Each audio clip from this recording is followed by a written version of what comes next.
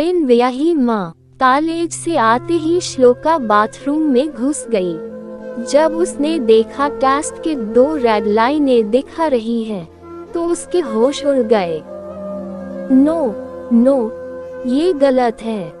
माँ, मैं प्रेग्नेंट कैसे हो सकती हूँ? जरूर यह किट ही गलत बता रही है। वो खुद में ही बड़बड़ाए और आंखें गड़ाकर उस पर लिखी जानकारी को गौर से पढ़ने लगी, जिसमें लिखा था कि 99% यह किट सही बताती है। इसलिए कंफर्म करने के लिए उसने दोबारा चेक किया, लेकिन फिर वही 2 रेड लाइनें। ओह, अब मैं क्या करूं? अपने दिल पर हाथ रखकर श्लोका रो पड़ी। उसे तो लगा था कि पीरियड में कुछ दिनों की देरी होना आम बात है। पहले भी कई बार ऐसा हो चुका था उसके साथ, लेकिन उसने तो सपने में भी नहीं सोचा था कि इस बार लेट पीरियड का मतलब वह प्रेग्नेंट भी हो सकती है। हालांकि कुछ दिनों से श्लोका को महसूस तो हो ही रहा था कि उसका वजन बढ़ रहा है, लेकिन उसे लगा कि यह केवल उसका भ्रम है। लेकिन जब उस दिन मजाक में ही उसकी दोस्त वीनी ने उससे कहा, जरा कम खाया करो मैडम, मोटी हो रही हो, तब उसे एहसास हुआ कि उसका वजन सचमुच में बढ़ रहा है। अपने शरीर में और भी कई तरह के बदलाव होते देख जब श्लोका ने इंटरनेट पर सर्च किया, तो शंका के निवारण के लिए वह कॉलेज से आते समय मेडिकल स्टोर से प्रेगनेंसी किट खरीद लाई थी। लेकिन उसका शक बिल्कुल सही निकला, वह सच में प्रेग्नेंट थी।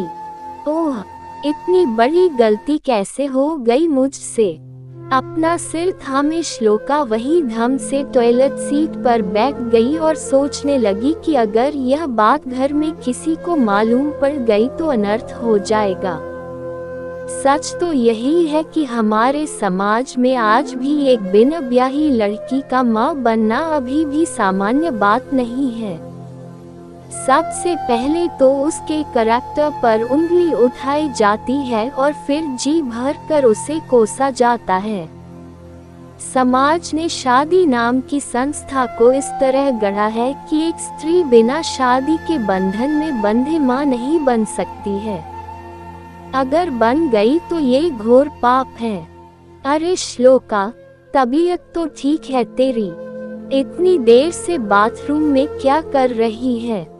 बाहर से जब उसकी माँ अंजू ने दरवाजा खटखटाया तो वह हड़बड़ा कर उठ खड़ी हुई। नहीं, माँ को नहीं पता चलना चाहिए कि मैं प्रेग्नेंट हूँ।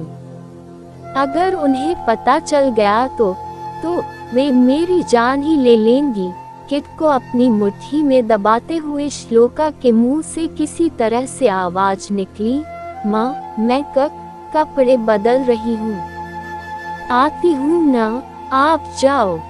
ये लड़की भी ना, एक तो कॉलेज से इतनी लेट आई है और आते ही बाथरूम में पता नहीं क्या कर रही है इतनी देर से। भुनाते हुए अंजू वहाँ से चली तो गई, लेकिन अब श्लोका को समझ नहीं आ रहा था कि वह क्या करे।